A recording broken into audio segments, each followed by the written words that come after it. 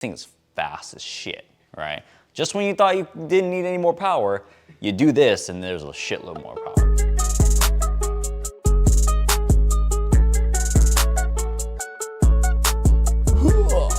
What's up guys, welcome to this video. Today we're gonna be talking about why the McLaren 765 LT I think is the best supercar that money can buy right now. Let's do it. All right, so this is my 2021 McLaren 765 LT, or should I say it's a McLaren 65 LT right there. I don't know what happened with that. Life, this car is down bad. It's been through life, right? But this is a 2021 McLaren 765 LT. I think the original horsepower on this is about like 755 from factory, which I think is bullshit. I'm pretty sure they're like sandbagging those numbers. I'm pretty fucking sure it's closer to like over 800 horsepower, like if you dyno it. I haven't dynoed this car yet, but I'm pretty sure like that's the true numbers because this is way faster than it actually feels, right? So this car, it is a rear wheel drive car. And it is fast as shit. This is like the track version of the 720S. And the reason why I bought this car was because I got a great deal on it with my friend, but we also wanted like something that was really cool. We had a lot of friends that already had 720Ss, and the 765 LT was kind of like the trending car at the time. And we're like, fuck it, we're just gonna full send it. We're gonna get both of these. We got a great deal on it, and we ended up getting this car. But this car is literally so much car for $400,000. This is about I think you can get anywhere between like 450 to 450 plus basically, right? And you get so much level of car with this. And like this car is easily beating close to some hypercars out there, right? It is the most powerful car I think you can get for under $500,000 or even under $1 million. Like the only thing going above this car is gonna be going into hypercar level type shit, right? Because this car, it can go 0 to 60 in, I think they did a test version recently on the track with like good turf and everything, or turf, what's pavement, whatever. Under right conditions, I think it did 0 to 60 in like 2.1. Correct me if I'm wrong, but that's what I saw. I think Drag Times did a race on that one or a test on that. But this car is so fucking fast, and especially the work that we've done on it has been fucking insane. I'll get into that in a bit, but this is a great driver's car. I've driven a lot of supercars and nothing drives as fun and as well as this one. And this feels like a GT3 RS on fucking roids. Like it is absolutely so sharp, so planted to the ground. And the funny thing about this car is because the engine is mounted to the chassis, and the chassis is fucking full carbon fiber.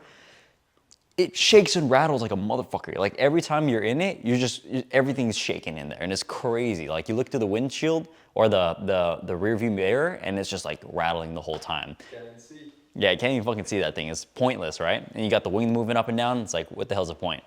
But it still doesn't stop that. I mean, this just shows how raw it is. This is a very raw car with a lot of power. And so, you know, when I drive the GT3 RS, you know, if the GT3 RS has like, I feel like it has enough power, but this takes it to the next level, right?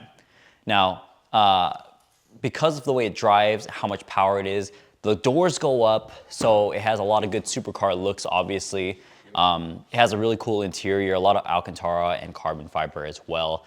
I think it's just the best supercar you can buy for under $500,000, you know? Like there's a lot of cool other options. You can go more 720S. I mean, you can go Aventador SV with that kind of money as well, or an Aventador S, but they're not gonna drive like this. You know, you can go Ferrari as well, but I don't think Ferrari can really take on something like this either. Like if a Pista or this, you know, I don't know. It's gonna be tough, right? But this car in particular, we've done a lot of work on this car, right? So we've done stage 2 tune, upgraded intercoolers, downpipes, exhaust. We lowered it, put it on carbon fiber wheels as well. And so this probably putting a little under 1,000 horsepower to the wheels. So this thing is fast as shit, right? Just when you thought you didn't need any more power, you do this and there's a shitload more power. It's fucking phenomenal, right? So because of how fast it is, how well it handles, I mean, what other car could you really compare to this at this price range, you know? So it's tough. Ironically, I'm gonna be fucking selling this car so I can get into a Ferrari, But I've never had a Ferrari before. So About the experience too. it's all about the experience. Try 'em all. Exactly. I'm not somebody who's like tied to cars. I want to be able to experience them and, you know, try different things and swap them out. It's all good to go, you know?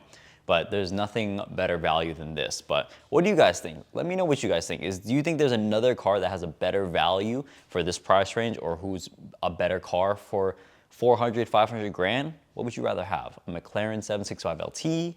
Would you rather have a Aventador S, SV? What else is out there? We got, you know, Ferrari Pistas, 488 Pistas. You could probably get an F8. F8 is up there too, you know, F8 Spider as well. What other cars are there around that price? I don't know. That's really it. I don't know. But yeah, McLaren, and I know McLaren, they'll say like, okay, McLarens, they might break down or whatever. This is 2021. I've had it for a year. No issues at all. No problems with this car. This car has been a whole lot of fun. Very, very reliable. If you are going to buy any McLaren, I think anything above a 2020 is going to be solid, good to go. So I highly recommend this car. I highly recommend this car to anybody who's shopping out for a car that's around that $500,000 mark or slightly under. This is the best car you can get, right? No debate. So the only other thing I would say is a downside on this car is that there's no Apple CarPlay. That's the part that's kind of shitty, right? But you get all this carbon fiber in this car. You can actually option this out to have this fully carbon fiber as well, but this whole thing's fully carbon fiber.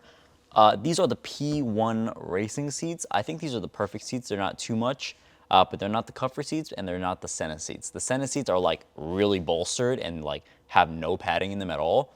This one has the right amount of padding. They're fixed so you can't recline it. You can only move it like manually back and forth and whatnot. But I think this is perfect.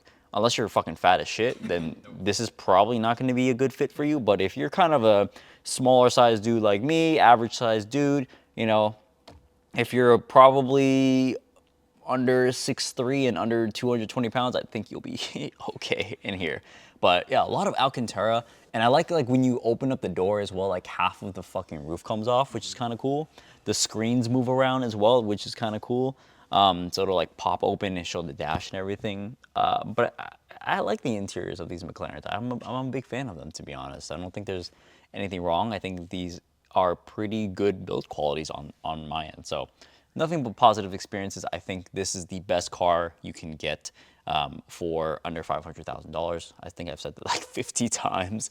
But yeah, so if you guys are in that market, you can go ahead and do that. But hopefully you guys enjoyed this video. I just wanted to basically talk about my love for McLaren 765 LTs or that matter, right? So hopefully you guys enjoyed it. Like, comment, subscribe for the next one, and I'll see you guys next time. Peace.